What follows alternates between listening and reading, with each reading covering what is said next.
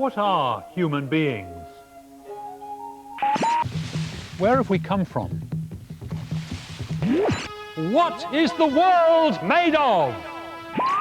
What are the forces that control the universe?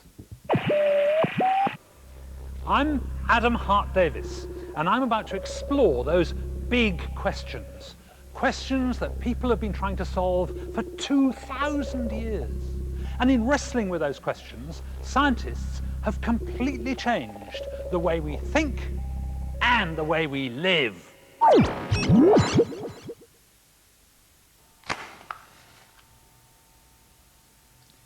I find it almost impossible to imagine a world without electricity. No computers, no television, no mobile phones.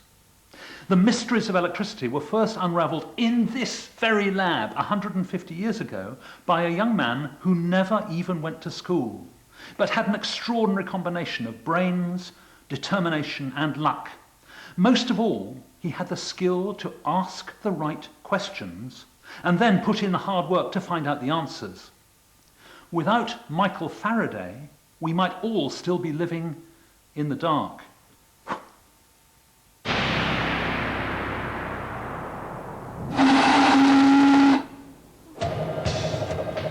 Michael Faraday was born in 1791, at the beginning of the Industrial Revolution. Steam-powered machines were starting to appear all over Britain. Advances in technology were completely transforming the way that people lived.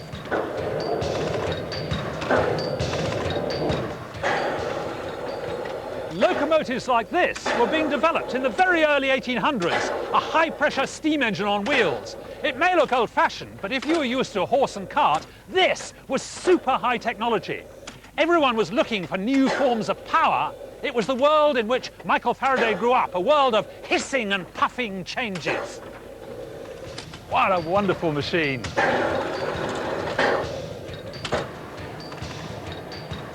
Michael Faraday's father was a blacksmith. He worked hard, but working-class people had little opportunity to get on in the world. The young Faraday never even went to school. But this didn't stop him from wanting to learn. He took a job as a bookbinder's assistant.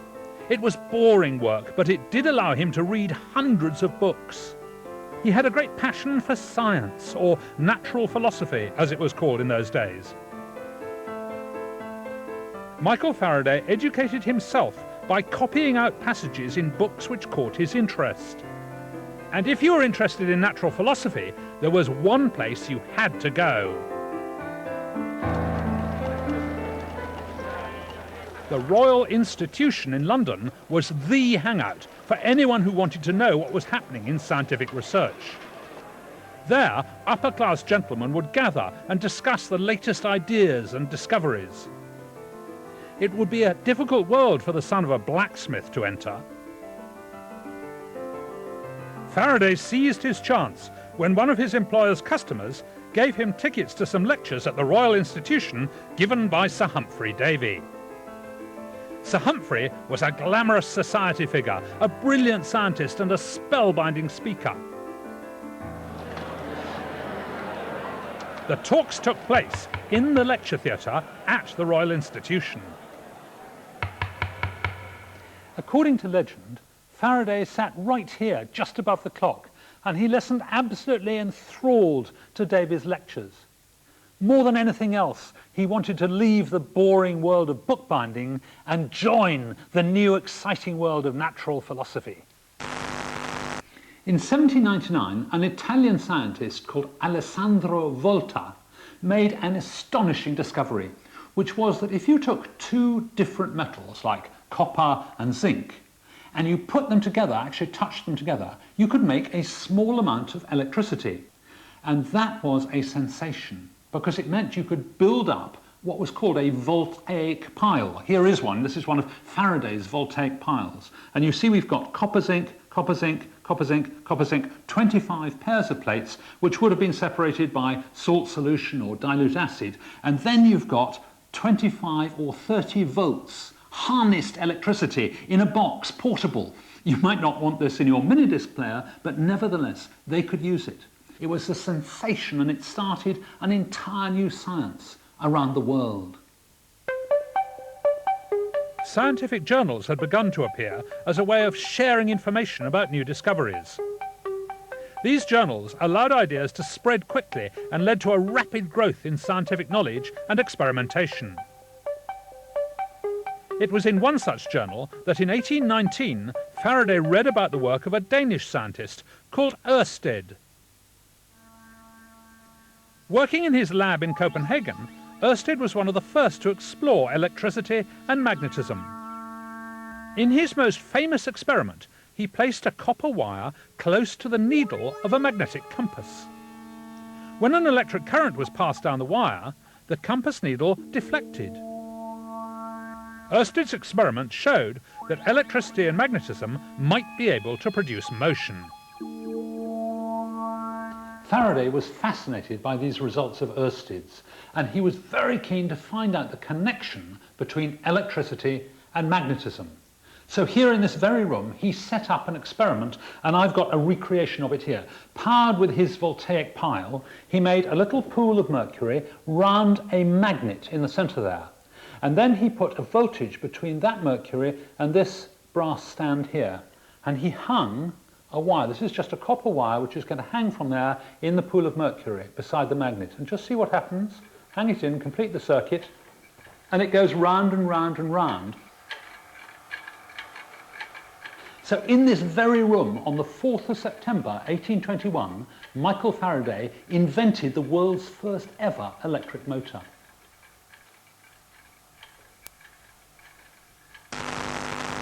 With a piece of copper wire dipped into a pool of mercury, Faraday made motion by combining electricity and magnetism.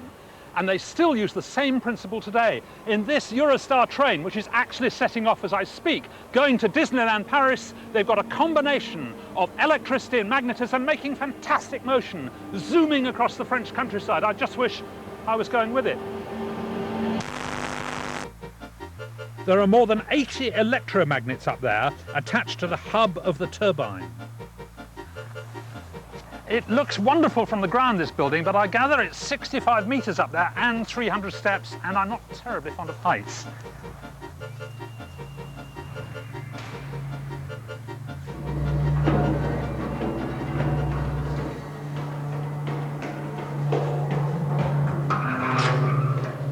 Oh. 305 steps. This thing generates a megawatt, even a megawatt and a half. Why can't they use some of that electricity to run a lift? Now, I'm not going to look down, but over there is Swaffham, and this generator makes enough electricity to supply half of Swaffham. It is amazing.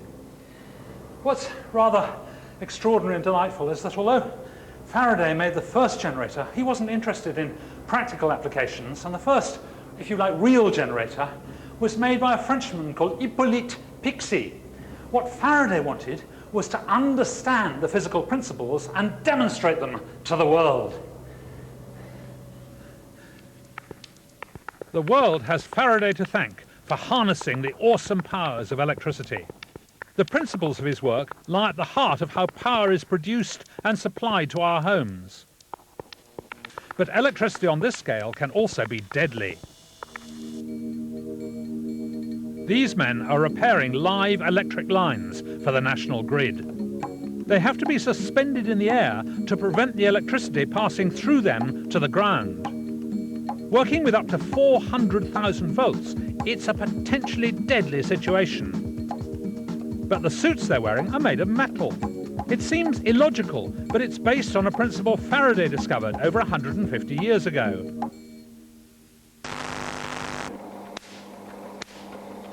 This machine is generating an enormously high voltage.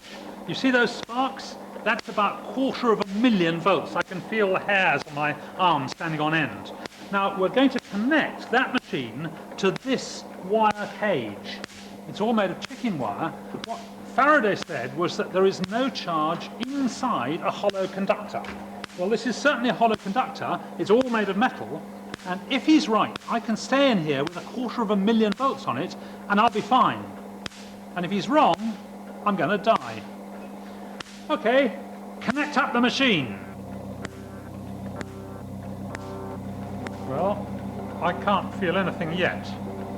I'm still alive, definitely, but the machine is charging up. Now, if I touch it, that's all right. I don't feel anything. I'm not electrocuted by the chicken wire. I don't get a shock because there are no differences in potential or voltage inside the hollow conductor. This kind of conductor is now called a Faraday cage. It seems very odd wearing a metal suit to be charged up to 500,000 volts, but this is what they do here at the National Grid. They're actually training people to go and work on those overhead wires. And the point is that all these wires are copper wires coated with silver. And so the whole suit is in fact a Faraday cage. And the idea is that inside it, I shouldn't suffer. Well, I hope I won't. I'm going to try it in a minute. Right, now I'm safe. What about my nose? It's not protected. You're shielded by the peak of the hat. This is enough, is it? Are you sure? Should be. I hope they know what they're doing.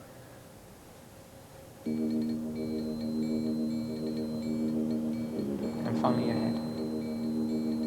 Oh, so am I okay? Yes. So there's no reason not to go then? No, you're attached. You've got continuity of your suit. You're ready to go. Okay, Chris, can you take her away, please? I've done lots of unpleasant and dangerous things in the interest of science. This is about as scary as they come.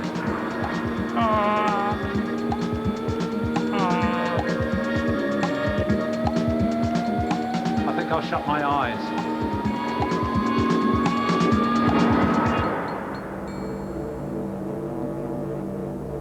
Okay, beam me in, Chris. Now, in my domestic electricity at home, I've got 240 volts. That, they say, is 400,000 volts. It's quite scary.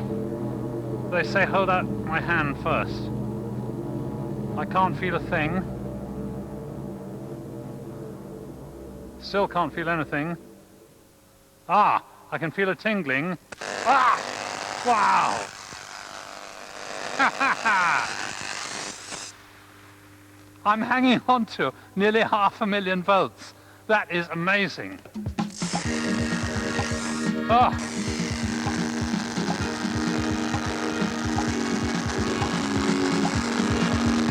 Well, it looks as though this Faraday suit has saved my life. It really felt like it with all those 400,000 volts. I'm delighted that it still works. Well, of course, I believe in the physics. And I have to say, I take my hat off to Michael Faraday, the young lad who had the courage and the vision to understand electricity.